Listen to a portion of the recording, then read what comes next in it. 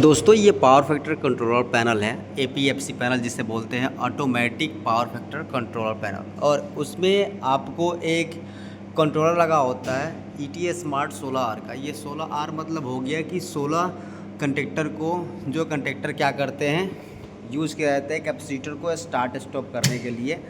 ये जो special type का कैपेसिटर ड्यूटी कंडक्टर होते हैं उनको रन करने के लिए, जिसमें से अभी अपने को ये भी समझना है, वन बाय वन करके समझेंगे कि कैपेसिटर पैनल को सिलेक्शन कितने केवीआर का कैपेसिटर पैनल कितने तक के लोड के लिए यूज़ किया जाता है, ये भी हम समझेंगे। लेकिन आज के इस वीडियो में हम समझने वाले हैं कि इस ईटीए स्मार्ट जो 16R का अपना कंट्रोलर होता है, ऑटोमेटिक पावर फैक्टर कंट्रोलर, इस कंट्रोलर को किस तरीके से हम रीड करते हैं और इसमें कैसे सेटिंग को डाला जाता है या सेटिंग कौन कौन से इसमें होते हैं। तो सिंपल है, जब आप इसको ओवरव्यू देखोगे तो ईटीए स्मार्ट 16R यहाँ पर लिखा रहता है।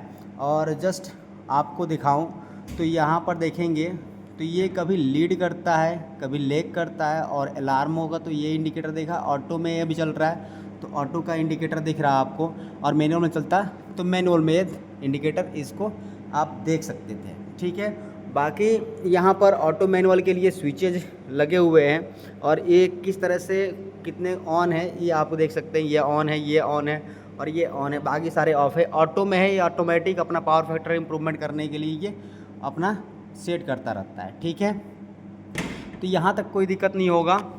तो ये एल&टी कंपनी का है और ऑटोमेटिक पावर फैक्टर कंट्रोलर है। देख सकते हैं जो पावर फैक्टर का सिंबल होता है वो cos फाई, जो पावर फैक्टर होता है cos फाई से डिनोट किया जाता है।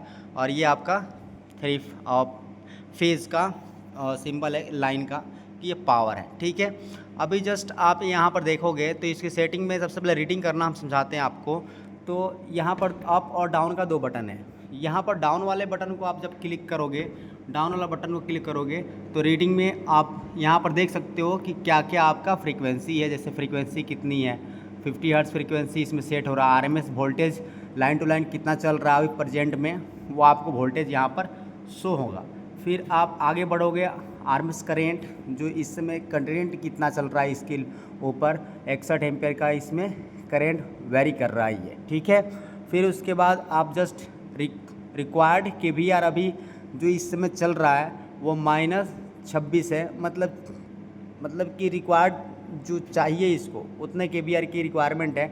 अब इसके अनुसार क्या होगा अपना ये, और जो स्मार्ट रिले है ना, ये रिले क्या करेगा, ऑन कराएगा। जैसे कि 12 केवीआर के रिले को ऑन कराना है तो अभी क्या करेगा, ये किसी एक को ऑन कराएगा। अगर कम होगा तो नहीं कराएगा, ठीक ठाक एडजस्ट करने का कोशिश करता है पावर फैक्टर को लगभग 1 के रूप में करेक्ट करने के लिए। ठीक है, अभी पॉजिटिव चला गया, माइनस में केवीआर था। ठीक है, अब पॉजिटिव चला गया तो क्या करेगा, इसमें से डाउन करेगा, बंद करेगा, और मतलब कि चालू करेगा। जैसे आप देख सकते हो यहाँ पर अभी 23 केवीआर है। ठीक है, अभी अपने पास 2 ऑन कर दिया रिले को, मतलब कि ये क्या करेगा, ये केवीआर जब बढ़ता है पॉजिटिव में जाता है तो उसको माइनस करने की कोशिश करता है, बंद करने की कोशिश करता है, और ये क्या करता है, चालू करता जाता है अपना, और ये केवीआर रिक्वायर्ड जो होगा उसको कम्प्लीटली डाउन करने की कोशिश करता है। ठीक है, जैसे अभी बढ़ रहा है केवीआर, देखिए यहाँ पर बढ़ रहा है तो ये अपना कैपेसिटर ऑन होते जा रहे हैं। और जैसे ही ये डाउन हो जाएगा, जैसे अभी 25 है, अभी देखिए 28 है, तो ये क्या हो रहा है, ऑन पे ऑन अपना कैपेसिटर बैंक को ऑन किए जा रहा है ये। अभी जस्ट जब वो माइनस में चला जाएगा, मतलब कि वो लेवल करेगा अपना। ठीक है, मतलब उसको जीरो करने की कोशिश करेगा केवीआर को, लेकिन जीरो तो होगा नहीं, वो माइनस में चला जाएगा। ठीक है, तो जस्ट रिक्वायर्ड केवीआर के आवश्यकता अनुसार, लोड के अनुसार, जब भी जितने जो अपना इंडक्टिव लोड चालू होंगे उसके अनुसार केवीआर की रिक्वायरमेंट आएगी और ये फुल करेगा। अभी भी पॉजिटिव में चल रहा है तो इसको माइनस करने के लिए और ऑन करेगा ये।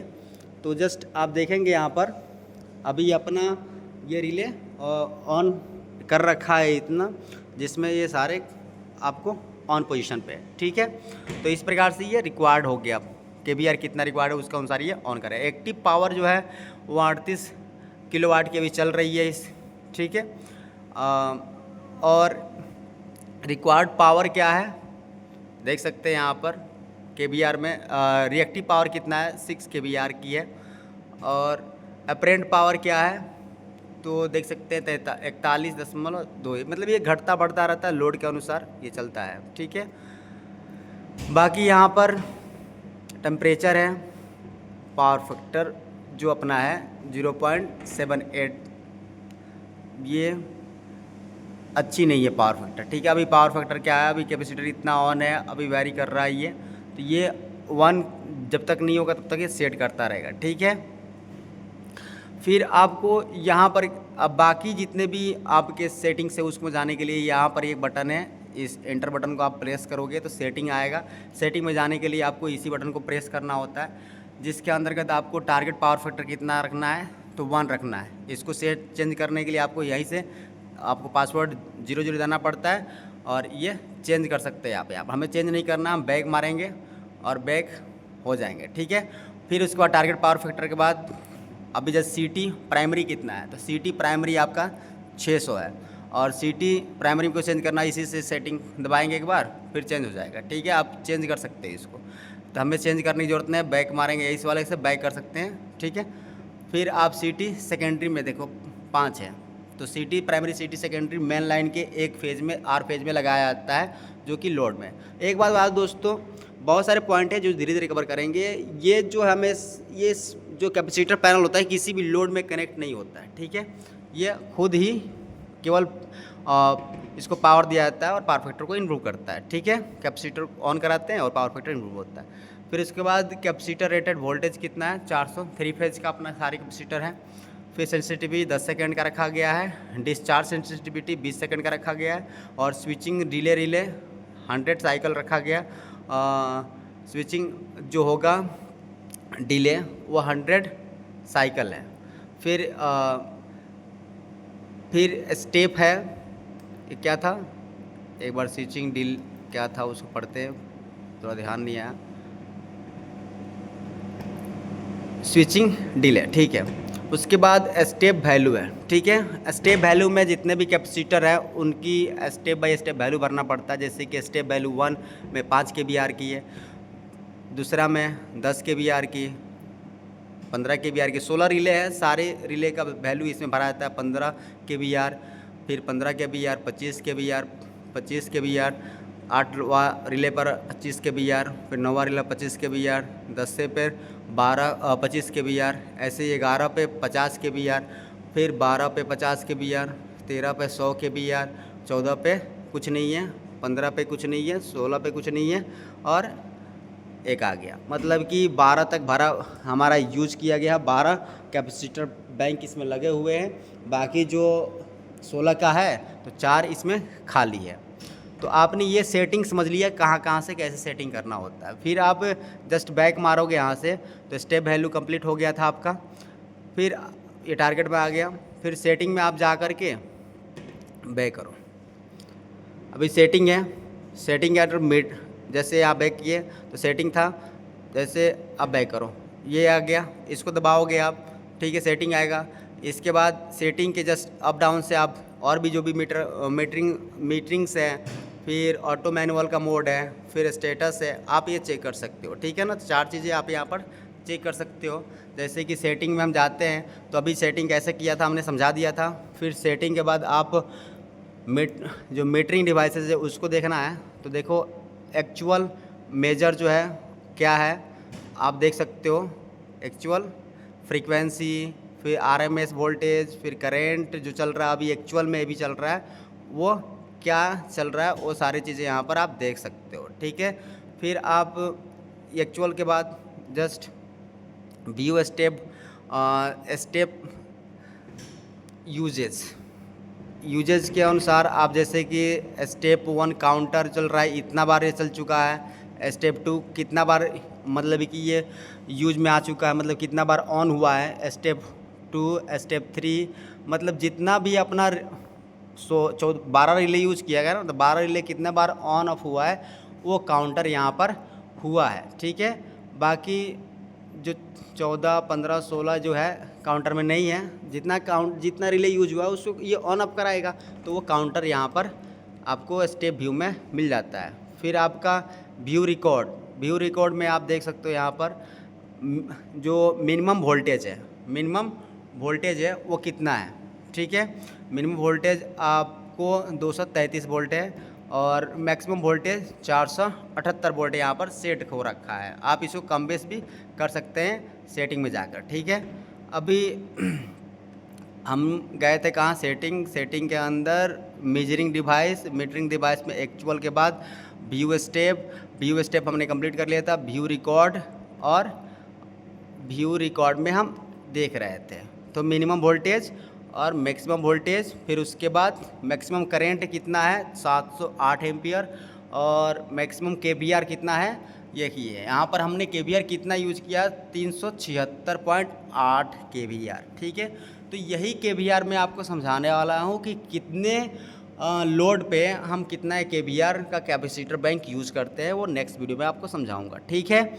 अभी जस्ट अब मैक्सिमम किलोवाट कितना 418 और maximum KVA 491, maximum temperature 48 degree Celsius और मैक्सिमम वोल्टेज भी जो थर्ड है 55% है और मैक्सिमम आई जो थर्ड है 90 ITHD है 93% है और फिर वही आ जाता है, ठीक है। तो अभी व्यू रिकॉर्ड आपने देख लिया, एक्चुअल मेजरमेंट भी देख लिया और फिर व्यू स्टेप भी देख लिया, ठीक है। व्यू रिकॉर्ड आप समझ भी गए हो, एक्चुअल मेजरमेंट भी आप देख लिया था आपने क्या क्या एक्चुअल मेजरमेंट में है, ठीक है। अभी जस्ट आप मीटरिंग के अंदर से एक्चुअल ऑटो मैनुअल में मोड में आते हो। ऑटो मैनुअल में आप क्या करते हो तो इसको आप ऑटो में या मैनुअल मोड में चला सकते हो। अभी क्या है ये ऑटो मोड में है, ठीक है। अभी जस्ट आप इसको ऑटो मोड से चेंज करोगे, जैसे ही आप दबाओगे तो यहाँ पर आपको चेंज करने का ऑप्शन आएगा। इसको आप जस्ट ऐसे करोगे तो मैनुअल हो जाएगा। तो हमें मैनुअल में नहीं करना है, ऑटो में रखना है, तो ऑटो में करके इसको ओके कर देंगे, फिर ये ऑटो में रहेगा, ठीक है। फिर ऐसे बैक मार देंगे तो ये सारी सेटिंग होती है। तो अभी आपने सेटिंग के अंतर्गत नहीं, मतलब ये 4 स्टेप होते हैं सेट में, इस इंटर बटन दबाते हैं 4, एक मीटरिंग आता है, सेटिंग आता है, सेटिंग के बाद मीटरिंग के बाद ऑटो मैनुअल मोड और उसके बाद स्टेटस में क्या होता है एक्टिव अलार्म यानी कोई है तो उसको आप देख सकते हो, एक्टिव टारगेट पावर फैक्टर देख सकते हो, एक्टिव अलार्म जोन जो भी आपका यहाँ पर एक्टिव चल रहा उसको आपको यहाँ पर स्टेटस में दिखाएगा। अब स्टेटस के बाद सेटिंग आता है, बेस ओके होता है। तो यहाँ पर जितने भी पॉइंट थे हमने इस वीडियो में कवर किया है कि कैसे आप सेट कर सकते हो लीड, लैग, अलार्म, ऑटो और मैनुअल, या ये ETS स्मार्ट 16R के रिले को आप किस तरह से सेटिंग करते हो पूरी अच्छे से आपको एक्सप्लेन हमने किया है। इसमें आप देख सकते हो 16 रिले यूज़ किया जाता है, ठीक है, जिसमें से C1 कॉमन होता है और देखो यहाँ पर C1 दिया है ना, तो इस वाले पर पावर दे देते हैं, बाकी सारे से एक एक पॉइंट उठाते हैं और कॉन्टेक्टर के जो भी ऑटो मैनुअल के स्विचेज होते हैं उसके ऑटो में दे देते हैं, ऑटो वाले पॉइंट पे दे देते हैं। जैसे 801 देखो यहाँ पर जो 801 है उसको ऑटो वाले पॉइंट पर कहीं ना कहीं दे दिया गया है और 812 देखो ये भी निकला हुआ है, तो कहीं ना कहीं आपको 812 यहाँ पर देखने को मिलेगा। जैसे 801 यहाँ पर ऑटो के पॉइंट पे यहाँ पर जुड़ा हुआ है, ठीक है। 802, 803, 804, 805, 806 बाकी जो मैनुअल वाला पॉइंट होता है वो मैनुअल वाले पर फेज दे दिया जाता है। ऑटो से मैनुअल जैसे ही स्विच को हम ऑटो से मैनुअल पर करते हैं तो ये मैनुअली ऑन हो जाता है, ठीक है। हमें मैनुअल नहीं करना है, इसको ऑटो पर रखना है तो हम ऑटो पे कर देते हैं, ठीक है।